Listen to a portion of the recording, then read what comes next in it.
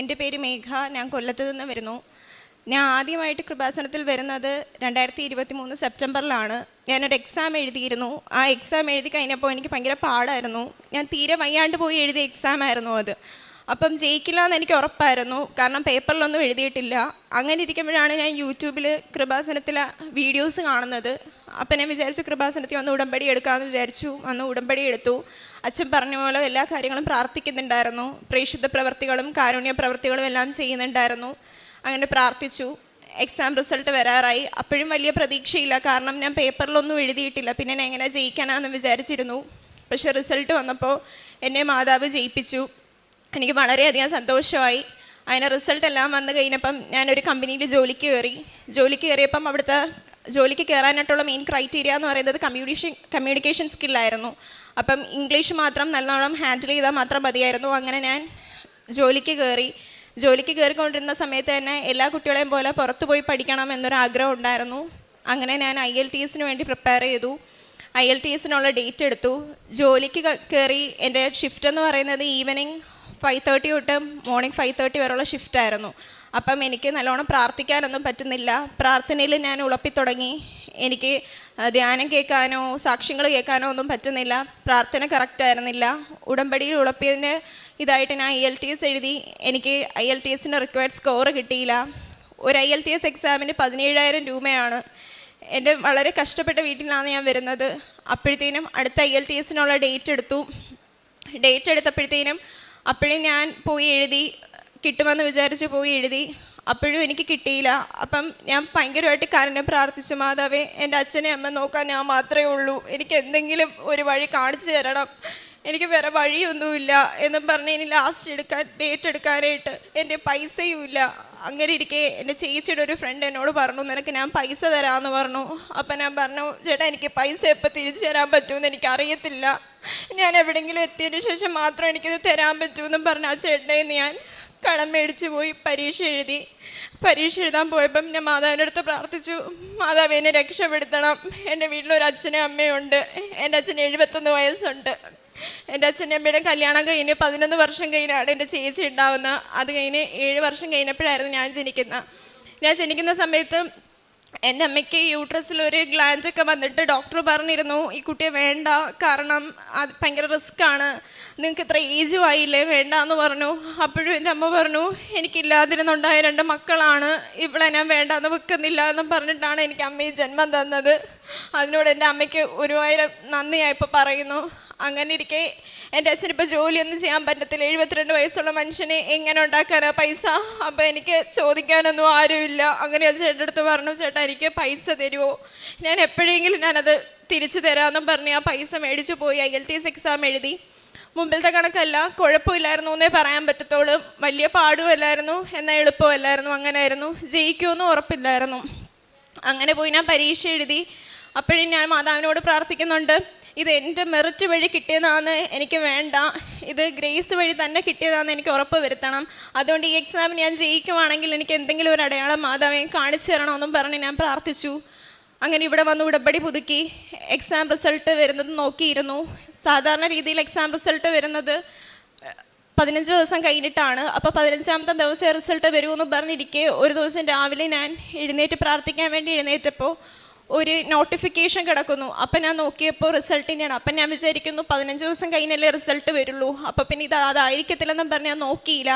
കുറച്ച് എൻ്റെ സാക്ഷ്യങ്ങൾ കേട്ടുകൊണ്ടിരിക്കുന്ന സമയത്ത് വീണ്ടും എൻ്റെ മനസ്സിൽ നിന്ന് ആരോ പറയുന്നു, നീ ഒന്നും കൂടി എടുത്ത് നോക്ക്, ചിലപ്പോൾ നിൻ്റെ റിസൾട്ട് ആയിരിക്കുമെങ്കിലോ എന്നും പറഞ്ഞ് ഞാൻ എടുത്ത് നോക്കിയപ്പോൾ എൻ്റെ റിസൾട്ട് വന്നു. ഞാൻ വിചാരിച്ചതിനേക്കാളും നല്ലൊരു സ്കോർ കിട്ടി. അങ്ങനെ IELTS പാസ്സായി. എന്നിട്ടും എൻ്റെ പ്രശ്നങ്ങൾ തീർന്നില്ല. ഞാൻ ലോണിൽ അപ്ലൈ ചെയ്യാൻ തുടങ്ങി. അങ്ങനെ ഇരിക്കെ അച്ഛന് ഒരു 2 മാസത്തെ വർക്കിനായിട്ട് ഖത്തറിലോട്ട് തിരിച്ചു പോകാനായിട്ട് ഒരു സാഹചര്യം കിട്ടി. അങ്ങനെ അച്ഛൻ ഖത്തറിലോട്ട് തിരിച്ചു പോകുമായിരുന്നു.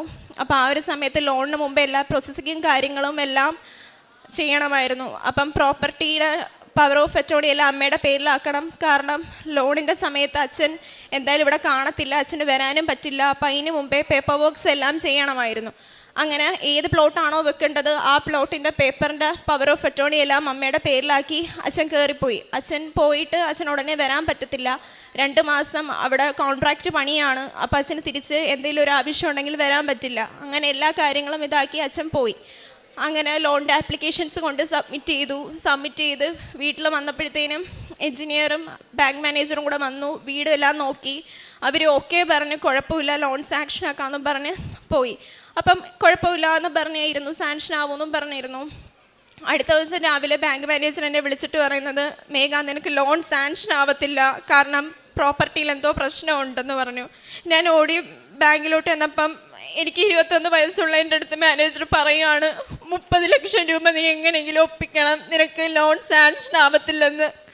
എന്ത് ചെയ്യണമെന്ന് എനിക്ക് അറിഞ്ഞുകൂടാ.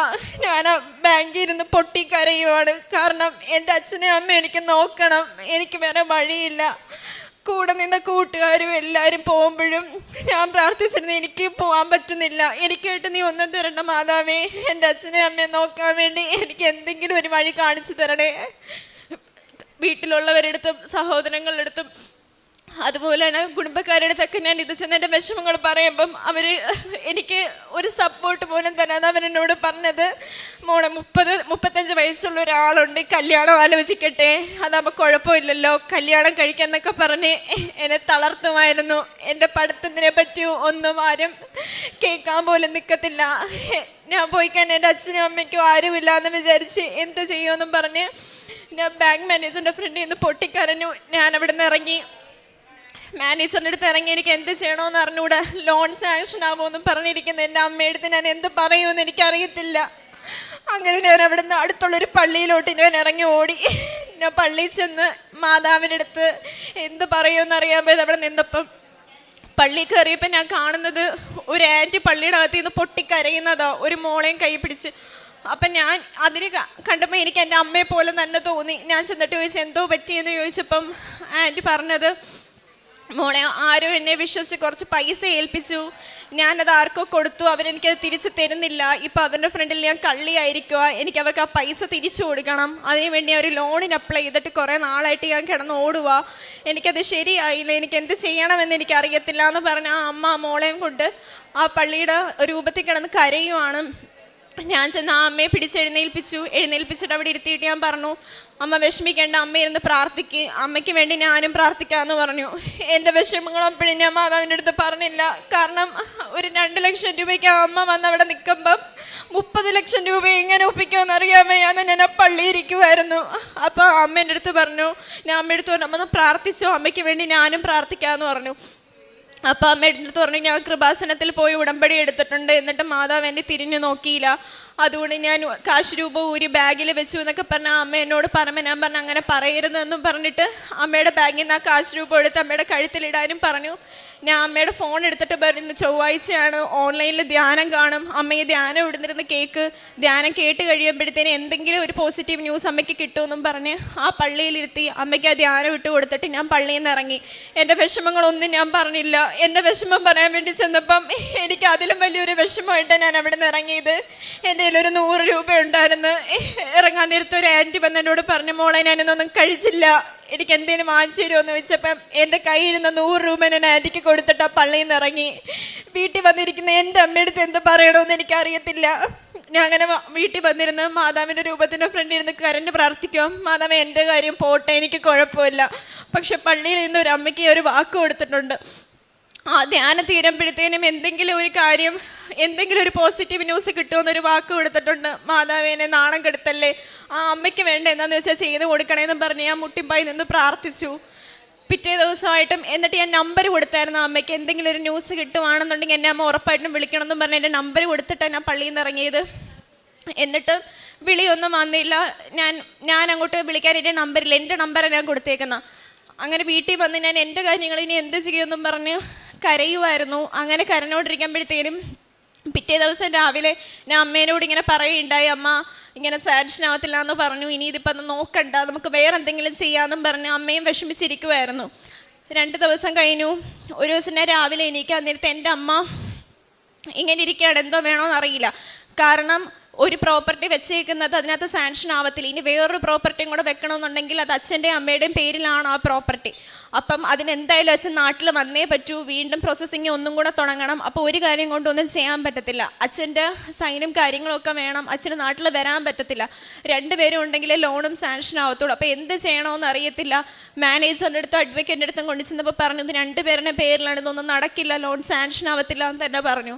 മുട്ടിപ്പായി ഞാൻ പ്രാർത്ഥിച്ചിട്ട് എന്ത് ചെയ്യണം മാതാവേ എന്ന് എനിക്കറിയില്ല എന്നും പറഞ്ഞ് ഞാൻ എന്നും ഇരുന്ന് കരയുമായിരുന്നു. എൻ്റെ കൂടെയുള്ള കൂട്ടുകാരും ഒക്കെ പുറത്തു പോകുമ്പം അവർക്ക് എല്ലാ സഹായങ്ങളും ഞാൻ ചെയ്തു കൊടുത്തിട്ടുണ്ട്. പക്ഷേ എൻ്റെ ഒരു ആവശ്യം വന്നപ്പം ആരും ഒന്ന് തിരിഞ്ഞു പോലും നോക്കിയിട്ടില്ല. അങ്ങനെ ഇരിക്കും ഒരു ദിവസം രാവിലെ എണീറ്റപ്പം എൻ്റെ അമ്മ പറഞ്ഞു, എന്നെ മീനു എന്നാണ് വിളിക്കുന്നത്. അപ്പം അമ്മ പറഞ്ഞു, മീനു ഇനി വന്ന് നീ ഈ പ്രമാണം ഒന്ന് വായിച്ചു നോക്കേ, ഇത് എൻ്റെ മാത്രം പേരിലല്ലേ? അപ്പം ഞാൻ പറഞ്ഞ് അമ്മ അങ്ങനെ അല്ലല്ലോ പറഞ്ഞു, അവരെല്ലാവരും പറഞ്ഞു രണ്ടുപേരെയും പേരിലാന്നല്ലേ പറഞ്ഞത്.